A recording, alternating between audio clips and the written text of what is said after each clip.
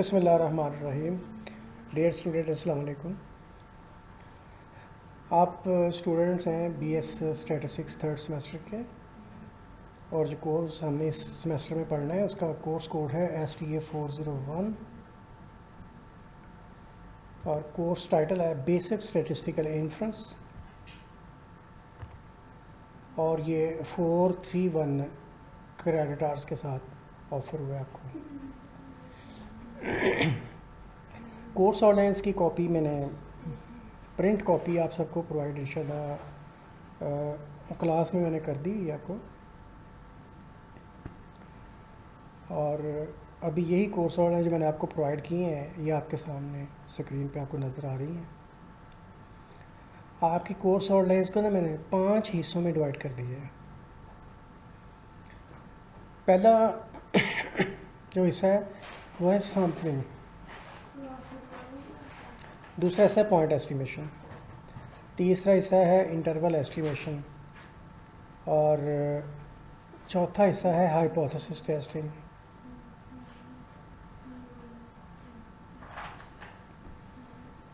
ठीक है, hypothesis testing, और इसमें साथ में इसने लिखा था बेसिक डेफिनेशंस, तो मैं इस अंदाज से लिख देता हूँ बेसिक डेफिनेशंस। सॉरी, पांचवा हिस्सा बेटा chi square test of chi square independence test and goodness of fit test. चलो, chi square test of independence test भी ठीक है, बट अगर हम इसको प्रोनाउंस करें ना ऐसे टेस्ट ऑफ इंडिपेंडेंस तो ये ज़्यादा अच्छा लगेगा। गुडनेस ऑफ फिट ऐसे ही अच्छा लगता है, goodness of fit, test of goodness of fit. तो मैं इसको ना सेपरेट लिखता हूँ ताकि ये काई-स्क्वायर के बाद मैं कॉलन डालता हूँ, इससे पता चलेगा ये काई-स्क्वायर टेस्ट ऑफ इंडिपेंडेंस है और chi square test of goodness of fit है।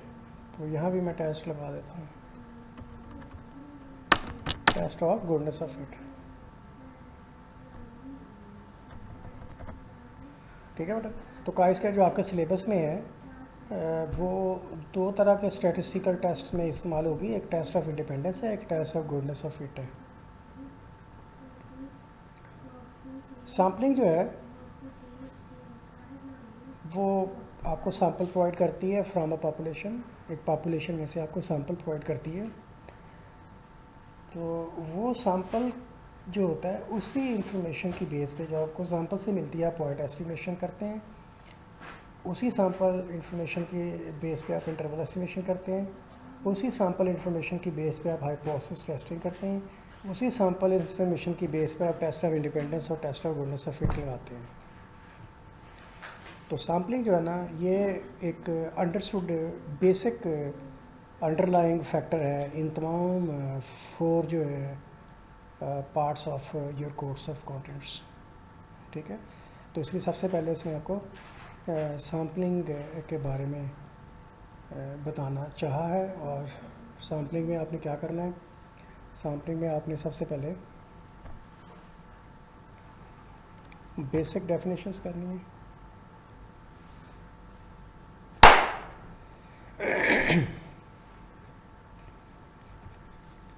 बेसिक डेफिनेशन हो गई, ऑब्जेक्टिव हो गए इसके, हम क्यों सैम्पलिंग करते हैं, what is objective of sampling, और advantages and disadvantages of sampling.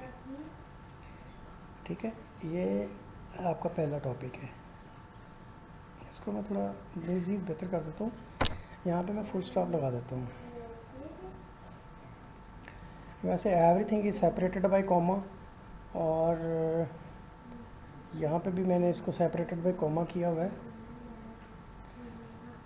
तो या ऐसे करते हैं, देखिए फुल स्टॉप इसने यहाँ दिया है, तो मैं यहाँ ये कर देता हूँ टाइप्स। अब देखें अब क्या कुछ हो गया इसमें, सैम्पलिंग, बेसिक डेफिनेशंस।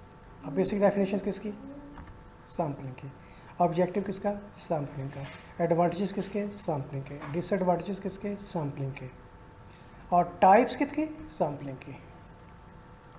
ये लो, ये चीज़ें कुछ इसमें कट गई, basic definitions, objective, advantages, disadvantages और टाइप्स।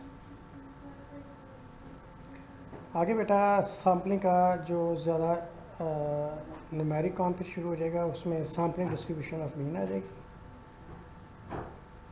तो यहाँ भी मैं कॉलन डालता हूँ because we have to study so many sampling distributions. तो मैं यहाँ लिख रहा हूँ सैम्पलिंग डिस्ट्रीब्यूशंस। कौन कौन सी सैम्पलिंग डिस्ट्रीब्यूशन हमने पढ़नी है? हमने पढ़नी है sampling distribution of mean,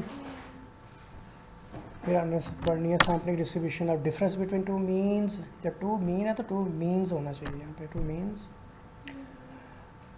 sampling distribution of variances, sampling distribution of proportion, sampling distribution of difference between two proportions।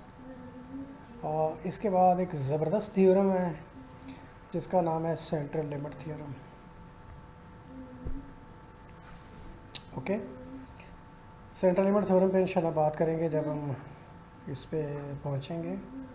और सेंट्रल लिमिट थ्योरम आपको आपकी जो टेक्स्ट है ना उसमें ये शामिल नहीं है, ये सेपरेटली मैं आपको प्रोवाइड करूँगा इंशाल्लाह।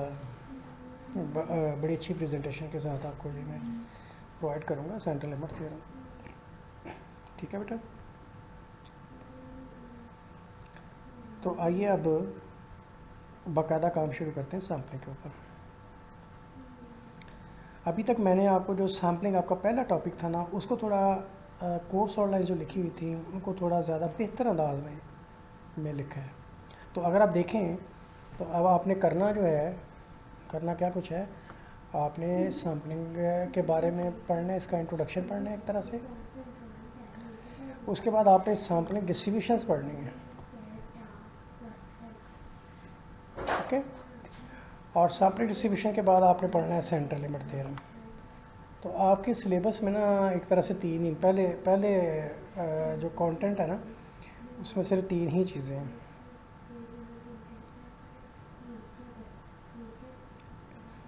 सैम्पलिंग है, सैम्पलिंग डिस्ट्रीब्यूशन है और सेंट्रल लिमिट थ्योरम है। ठीक है बेटा, तो आपकी किताब में मेरा ख्याल है सैम्पलिंग का शायद अगर पहला नहीं तो दूसरा चैप्टर होगा आपकी किताब में। ठीक है, सैम्पलिंग डिस्ट्रीब्यूशन ऑफ मीन वगैरह ये सारी चीज़ें वहाँ पे आपकी किताब में डिस्कस हैं। सैम्पलिंग डिस्ट्रीब्यूशन ऑफ मीन भी है, sampling distribution of difference between two means भी है, सैम्पलिंग डिस्ट्रीब्यूशन ऑफ वेरिएंस भी है, क्या ऑफ वेरिएंस होना चाहिए, सैम्पलिंग डिस्ट्रीब्यूशन ऑफ प्रोपोर्शन भी है और sampling distribution of difference between two proportions भी आपकी किताब के अंदर मतलब न्यूमेरिकल के साथ अवेलेबल है।